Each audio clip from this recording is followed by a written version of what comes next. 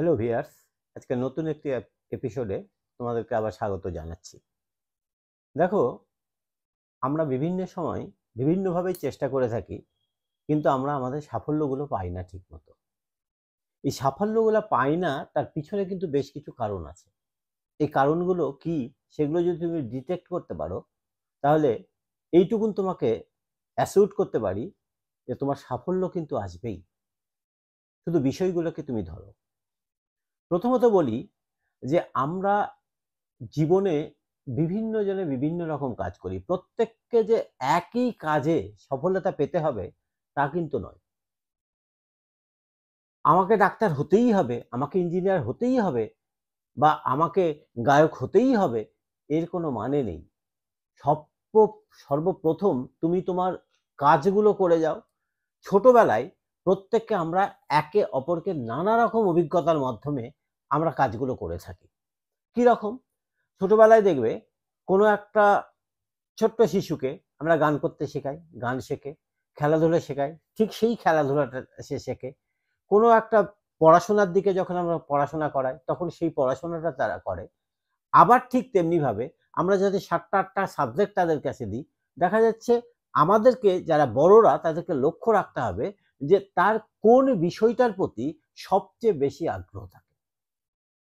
এইটা আগ্রহ আছে এবং সে সেই বিষয়টায় ধীরে ধীরে অন্য বিষয়ের থেকে বেশি পারদর্শী হচ্ছে কিনা।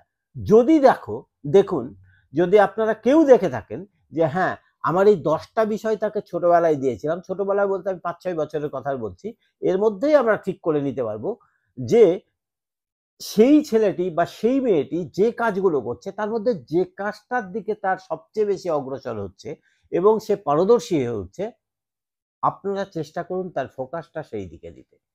আমার আজকের বিষয়টা হচ্ছে, ফোকাস যদি ঠিক করা যায়, জীবনের লক্ষ্যটাকে যদি আমরা ঠিক করি, তাহলে জীবনে সাফল্য পাবই। দেখুন, আপনার থ্রি ইডিয়টস এর গল্পটা অনেকেই সেই সিনেমাটা দেখেছেন। সেখানটায় ছেলেটার ফোকাসটা ভুল পথে যাচ্ছিল জন্যে সে তার ইঞ্জিনিয়ারিং পড়াটা কিন্তু ঠিকভাবে করে উঠতে পারছিল না।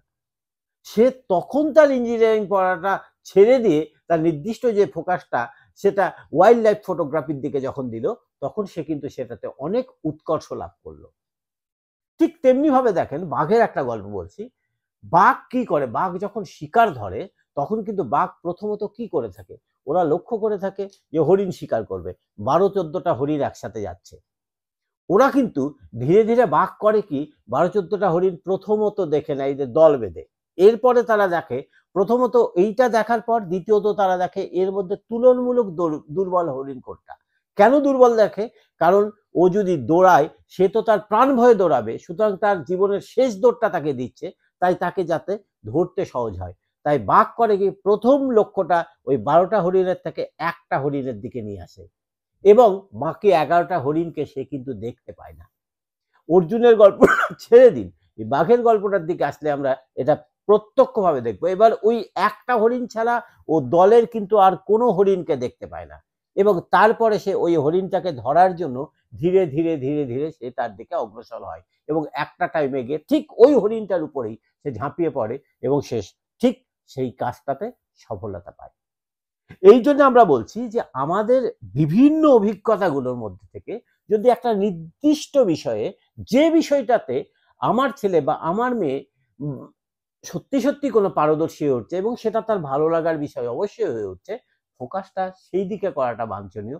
সেইটা করলে পারে আমার মনে হয় যে সে তার জীবনেও যেমন সাফল্য আসবে, আপনিও তার জন্য বেশ কিছু কাজ করতে অনুপ্রাণিত হবেন। দেখুন, ছোটদেরকে যদি আমরা কোনো কাজ দিই, ছোটরা কিন্তু খুব দায়িত্ব সহকারে সেই কাজগুলো করে। লক্ষণীয়, যদি আমি একজন শিক্ষক, আমি দেখেছি কোনো একটা ক্লাসে গিয়ে, ছোট ক্লাসে যদি আমি বলে থাকি যে এই ব্যাগটা এখানে আমি রেখে দিলাম, তুই ব্যাগটা একটু দেখিস তো, আমি একটু আসছি ওই ঘর থেকে।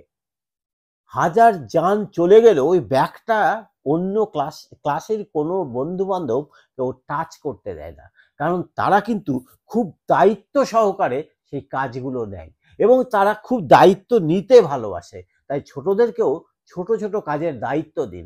ও পারবে না, ওর দ্বারা হবে না, ওকে এটা দিও না, ও চোট লাগবে, ছেড়ে দিন।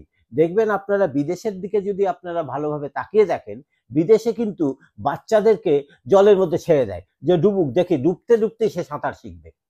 তাকে নিজের কাজে ওইখানে দুধ আছে তুমি নিয়ে খাও, নিজেরা নিয়ে খায়। এই খেতে খেতেই কিন্তু তারা দিন দিন দিন দিন স্বাবলম্বী হয়ে ওঠে। এই স্বাবলম্বিতা ছোট থেকে করার চেষ্টা করুন এবং ফোকাসটা সেখান থেকে দিন এবং তাদেরকে পরিশ্রম করার দিকে দিন। আমি বারবার বলছি, এর আগের ভিডিওগুলোতেও বলেছি, আবার বলছি, দেখেন মেধাবী ছাত্ররা অনেক সময় বসে থাকতে দেখা গিয়েছে, কিন্তু পরিশ্রমী কোনো ছাত্রকে বা পরিশ্রম কিন্তু কারো কোনোদিন বিফলে যায় না। তাই পরিশ্রমিতাকে করে তুলুন এবং সর্বোচ্চ একটা কথা মনে রাখতে হবে যে আমরা যদি লক্ষ্যে না যতক্ষণ পর্যন্ত পৌঁছাচ্ছি ততক্ষণ পর্যন্ত আমাদের ওই লক্ষ্যটাতে অবিচল থাকতে হবে এবং এর জন্য অবশ্যই আমাদেরকে ধৈর্য ধরতে হবে। একদিনে আমাদের সফলতা আসবে না। হয়তো প্রথমবার আমরা যদি দেখি যে আমরা পরীক্ষাটা দিলাম বা কোনো একটা পরীক্ষা দিলাম, সে আমি কথার কথা বলছি, আমি কোনো একটা চাকরির পরীক্ষার জন্য, বিশেষত আমি হয়তো ব্যাংকের জন্য চেষ্টা করছি, তো ব্যাংকের প্রথম পরীক্ষাটা দিলাম, পাস করলাম না, দ্বিতীয় দিলাম, পাস করলাম না, তৃতীয় দিলাম, পাস করলাম না, না আমার দ্বারা ব্যাংকটা হবে না, অসম্ভব। আমি বলছি আপনার দ্বারাই হবে, আমি বলছি তোমাদের দ্বারাই হবে। কেন হবে বলছি, এবার লক্ষ্য করে দেখো তোমার ফল্টগুলো কি কি। তোমার ব্যাংকের একটা পরীক্ষা দিতে গেলে আজকে আমার অ্যাডমিট কার্ড আসলো, কালকে আমি পরীক্ষা দিতে গেলাম, এটা নয়।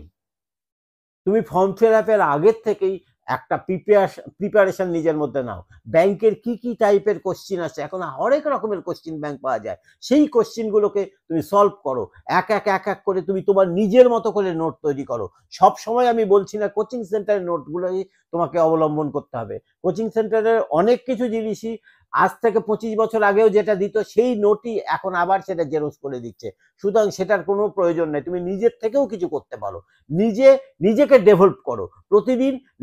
এই শ্রমের মাধ্যমে নিজেকে যদি ডেভেলপ করতে পারো তাহলে আমার বিশ্বাস তুমি অনেক দূর এগিয়ে যেতে পারবে। সেই জন্য বলছি ওই ব্যাংকের পরীক্ষার মতোই আমি বলছি যে প্রথমটা যদি তোমার খারাপ হয়ে থাকে, তুমি খারাপটাকে তোমার জেদ ধরে নাও যে না এর পরের পরীক্ষাটাকে আমি সফলতা আনবই।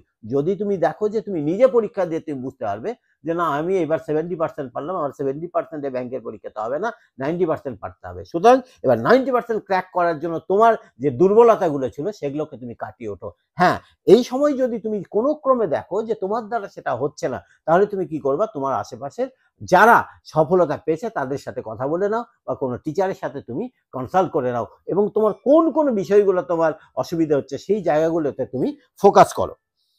এই ফোকাসটা যদি ঠিকভাবে না করো এবং তোমার খিদেটাকে তুমি বাড়িয়ে নাও যে না আমাকে যতক্ষণ অবধি আমি না পাবো ততক্ষণ অবধি এই কাজটা আমি করব না, এইখান থেকে আমি সরে যাব না। তাই লক্ষ্যে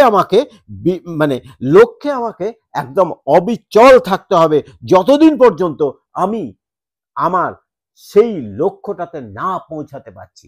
এই জন্যে একটাই আমার কথা, ফোকাসটাকে ঠিক করো, সঠিকভাবে পরিশ্রম করো এবং তোমার খিদেটাকে তুমি বাড়িয়ে তোলো, তোমার জীবনে সাফল্য তুমি পাবেই। আজকে আর বেশি কিছু নয়, আমি বলছি আগামীতে তোমাদের যদি আরো কোনো বিষয় যদি জানার থাকে তোমরা বলবে। ধন্যবাদ।